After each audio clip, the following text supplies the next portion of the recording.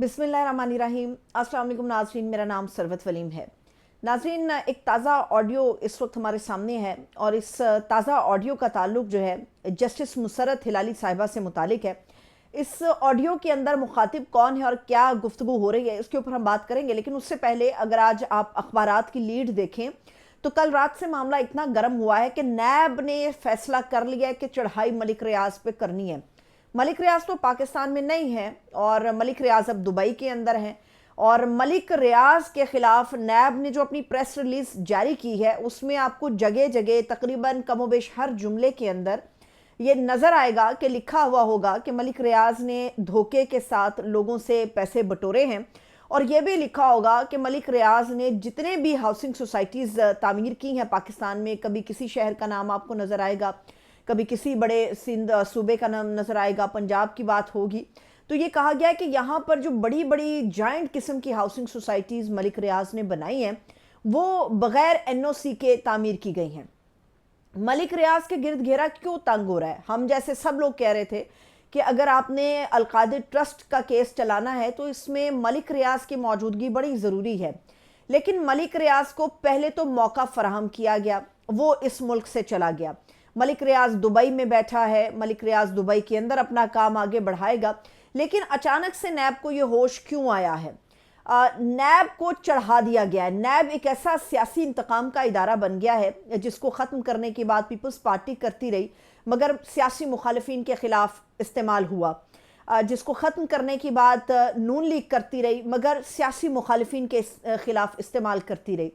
नैब जैसे इदारे को ख़त्म करने के लिए PTI बात करती रही मगर इन्हीं के ऊपर भी ये इल्ज़ामात हैं कि सियासी मुखालिफिन के ख़िलाफ़ नैब ने जो है वो अपना किरदार अदा किया। नैब बुरा सबको लगता है मगर नैब को सब अपने फ़ायदे के लिए इस्तेमाल भी करते हैं। मसला यहाँ पर यह है कि नैब चढ़ गया है मलिक रियाज के ऊपर और ये फैसला कर लिया है कि मलिक रियाज को दुबई से लेकर आना है।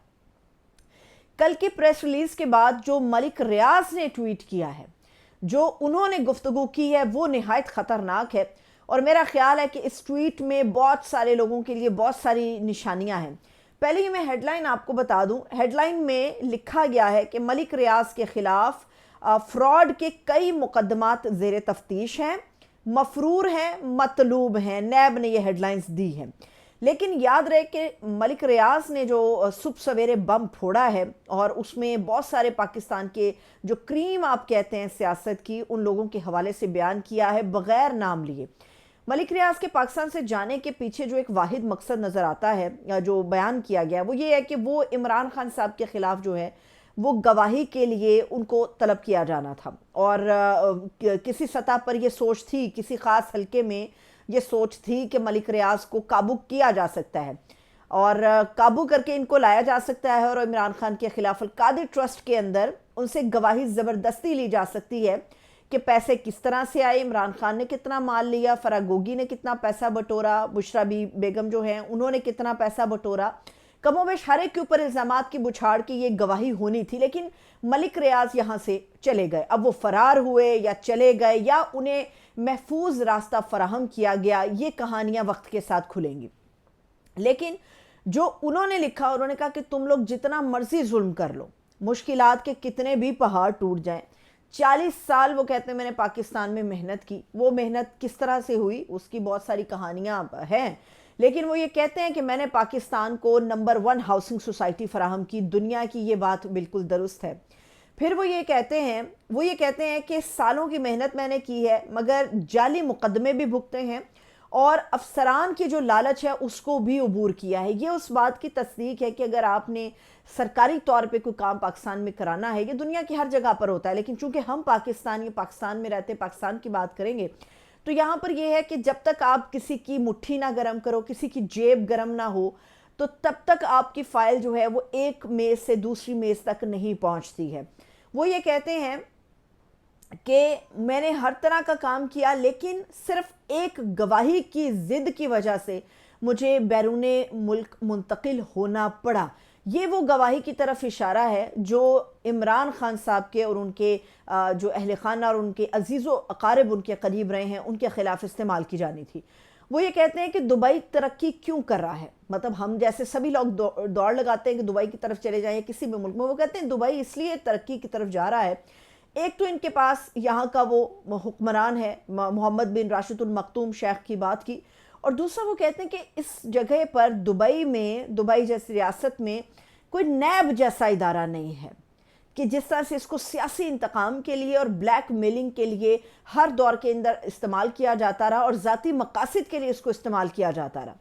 وہ یہ کہتے ہیں کہ میں ضبط کر رہا ہوں، مطلب میرے دل میں بہت سے راز ہیں، طوفان ہیں، میں ضبط کر رہا ہوں، لیکن اگر یہ طوفان ٹوٹ گیا تو وہ کہتے ہیں کہ پچھلے 25-30 سالوں کے سب راز ثبوتوں کے ساتھ محفوظ ہے میرے پاس۔ اس 25-30 سالوں میں اگر تو ہم دیکھیں تو عمران خان نے تو کوئی فائدہ نہیں سمیٹا، ان 25-30 سالوں میں ان کی فائلوں کو پہیے کس طرح سے لگتے رہے، ان کی فائلوں کو پہیے لگانے والوں نے کیا اس کے بدلے میں حاصل کیا، اور یہ جو بڑے بڑے محل نما تحفے ہیں جو سیاسی جماعتوں کو اور ان کے حکمرانوں کو ملتے رہے ملک ریاض کی طرف سے، ان کے پیچھے کیا کہانیاں ہیں۔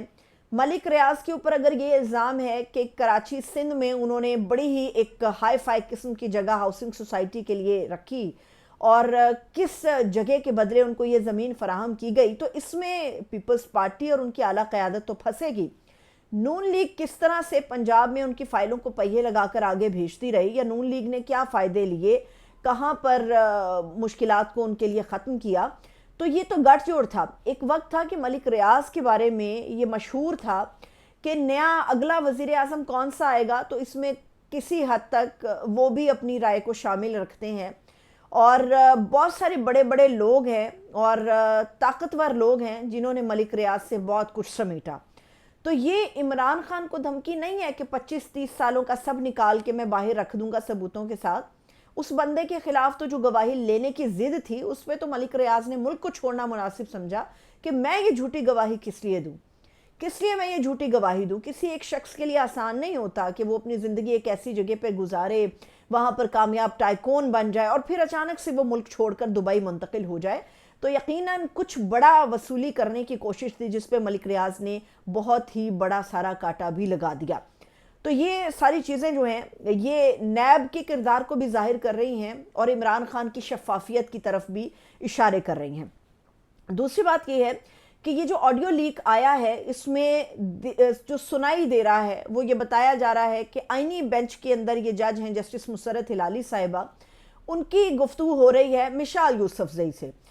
مسرت ہلالی صاحبہ کی طرف تلوار اس لیے بھی ہوئی ہے کیونکہ جو آئینی بینچز کے اندر جو کیسز جا رہے ہیں جن کی سماعت میں وہ خود موجود ہوتی ہیں، تو اس کے اوپر وہ ایسے تگڑے اب ریمارکس دینا شروع ہو چکی ہیں کہ حکومت کے لیے مشکل ہے۔ جیسے ان کا یہ کہہ دینا کہ پارلیمنٹ سپریم نہیں ہے، آئین سپریم ہے، اور ہمارے سیاستدان اور کچھ بینیفیشری ججز کا خیال ہے کہ پارلیمنٹ زیادہ سپریم ہے۔ مسرت ہلالی سے مشال یوسفزئی کی ایک آڈیو لیک کی گئی ہے۔ اب حیران کن بات ہے کہ مشال یوسفزئی جن کا سیاسی قد نہیں ہے اتنا، جن کی کوئی ورتھ اتنی نہیں ہے، چاہے وہ پی ٹی آئی کا حصہ ہیں، تو ایسے بڑے ججز سے بات کرنے کے لیے بڑے لوگ ہوا کرتے ہیں، بڑے قدآور سیاسی شخصیات ہوا کرتی ہیں جو گفتگو کرتی ہیں۔ چلیے پہلا تو یہ بھانڈ ہے، چلیے مان لیتے ہیں مشال نے گفتگو کی، لیکن گفتگو شروع کہاں سے ہوئی ہے؟ فون کی بیل ہوتی ہے، آگے جو سیکنڈ فریق ہے، دوسرا فریق ہے، وہ فون اٹھاتا ہے جو بظاہر مسرت ہلالی صاحبہ ہے، اور فون اٹھاتے مشال کہتی ہیں السلام علیکم میڈم، کیسی ہیں آپ؟ مطلب ایک شخص کا نہیں پتا کہ آپ کے سامنے کون ہے، آپ کو ہیلو کہنے والا کون ہے، اور وہ السلام علیکم میڈم کیسی ہیں آپ سے عمران خان کے لیے ریلیف مانگ رہی ہیں۔ مسرت ہلالی اپنے لیے ریلیف مانگ رہی ہیں، وہ کچھ اپنے کام نکلوانے کی کوشش کر رہی ہیں۔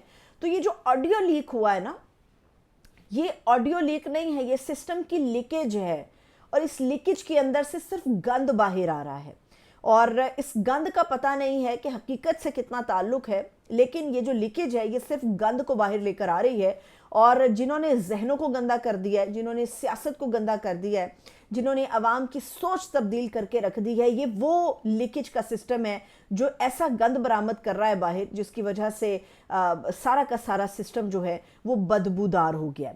اب آ جاتے ہیں جاتے جاتے ایک آخری بات کے اوپر، پاکستان تحریک انصاف کی ضد ہے، عمران خان صاحب کی ضد ہے کہ جوڈیشل کمیشن بننا چاہیے، ہر صورت بننا چاہیے، लेकिन डीजी आईएसपीआर अपनी एक प्रेस ब्रीफिंग में ये वाजे कर चुके हैं कि 9 मई के ऊपर किसी भी किस्म का जुडिशल कमीशन हम नहीं बनाएंगे। ये मामला अदालतों के अंदर ज़ेर समाअत है।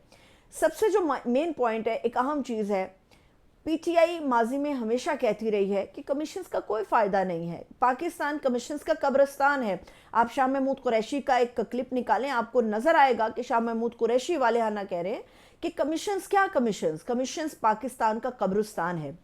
एक ऐसी जगह जहां पर कमीशंस बनते हैं मगर ना कोई तहकीकात बाहर आती हैं, ना ही उनके ऊपर कोई बाज पुरस होती है, ना ही कोई इन्वेस्टिगेशंस के प्रोसेस को आगे बढ़ाया जाता, कुछ भी नहीं होता।